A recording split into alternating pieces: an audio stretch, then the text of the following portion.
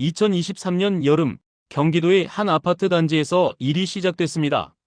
어느 날 이 단지의 수십 명의 입주민들이 거의 동시에 한 통의 문자를 받았습니다. 이번 달 관리비 자동이체 오류로 미납이 발생했습니다. 미납분 18만 5천 원을 아래 계좌로 송금해 주시기 바랍니다. 문자는 매우 깔끔했습니다. 관리사무소 로고가 들어있고 실제 직원 이름과 안내 문구까지 그대로 적혀 있었습니다. 누가 봐도 관리사무소에서 보낸 정상적인 문자처럼 보였습니다. 70대 피해 주민은 이렇게 말했습니다. 저는 관리비를 한 번도 밀린 적이 없거든요. 그런데 미납이라고 하니까 마음이 급해지더라고요. 문자는 너무 자연스럽게 생겼고 관리사무소 번호도 같아 보여서 시키는 대로 바로 보냈습니다. 단 하루 동안 이 문자에 속아 송금된 금액은 350만 원이 넘었습니다.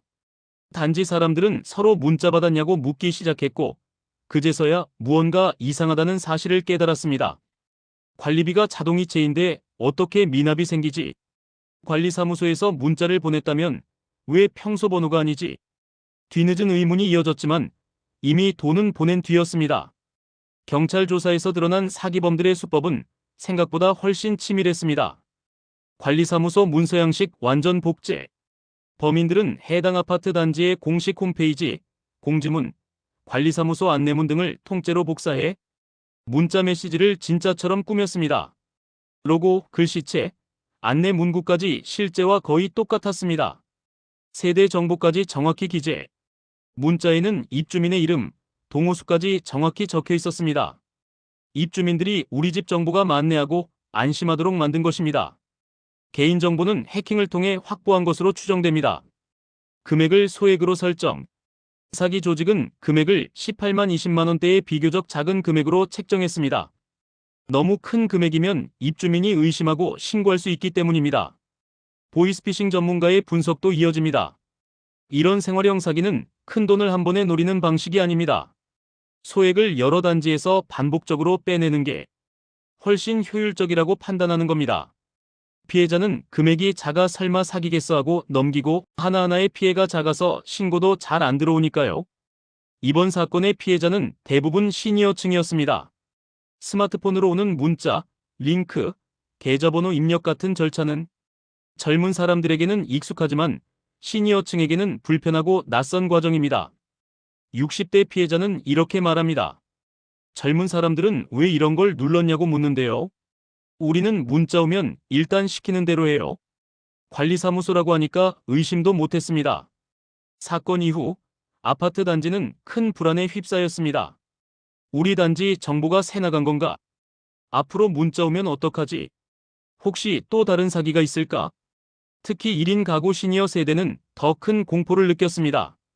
어디에 도움을 요청해야 할지, 이 문제가 얼마나 큰 사기인지조차 판단하기 어려웠기 때문입니다. 경찰은 신고를 접수한 직후 비슷한 패턴의 사건이 이미 수도권 여러 지역에서 발생했다는 사실을 확인했습니다. 총 9개 단지에서 동일한 방식의 문자가 발송됐고 피해는 반복되고 있었습니다. 수사 결과 사기 조직의 운영 방식도 드러났습니다. 해외 서버 기반 문서 제작. 문서와 문자 양식을 만드는 작업은 해외 서버에서 진행됐습니다. 한국 경찰의 추적을 피하기 위한 방법이었습니다. 전국의 아파트 문서를 수집해 자동 변환. 전국 아파트 홈페이지를 자동으로 수집해 각 단지에 맞는 양식으로 문자를 자동 제작하는 프로그램을 사용했습니다. 철저한 분업 방식. 사기 조직은 역할을 나누어 정교하게 움직였습니다. 사기 조직 구조도는 이러하였습니다. 총책 해외 거점에서 전체 지휘. 문서 제작팀 단지별 가짜 문서 문자 제작. 계좌 모집책 대포 통장 모집. 송금책 국내에서 돈을 수거해 다시 송금. 돈 세탁 담당 해외로 자금 이동. 수사관은 다음과 같이 설명했습니다. 이런 생활형 사기는 금액이 작아서 더 잡기 어렵습니다. 피해자들은 소액이라 그냥 넘기자 하고 신고를 안 하는 경우가 많고 범인들은 여러 단지를 돌아다니면서 동일한 수법을 반복하니까요. 경찰은 국제공조를 통해 일부 송금책과 계좌 모집책을 검거했지만 해외 조직을 완전히 잡아내기까지는 시간이 더 필요하다고 밝혔습니다. 전문가들은 생활형 사기를 막기 위한 몇 가지 핵심 조언을 강조합니다.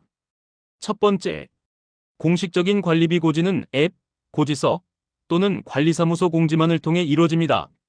문자로 계좌번호를 보내는 경우는 없습니다. 두 번째, 의심될 때는 관리사무소에 직접 전화하기. 세 번째, 특히 시니어층은 확인 전화를 습관하는 것이 좋습니다. 관리사무소 번호는 단지 게시판이나 공식 안내문에서 다시 확인해야 합니다. 네 번째, 금액이 작아도 무조건 의심하기. 수십만 원, 수백만 원이 아닌데 괜찮겠지라는 생각이 사기범들에게는 가장 쉬운 먹잇감이 됩니다. 다섯 번째, 가족 단톡 방지인 공유 습관화. 시니어 세대가 혼자 판단하지 않도록 자녀나 친척과 정보를 빠르게 공유하는 것도 중요한 예방 수단입니다. 우리가 평생 살아오며 지켜온 집, 그리고 그 집을 유지하게 하는 관리비.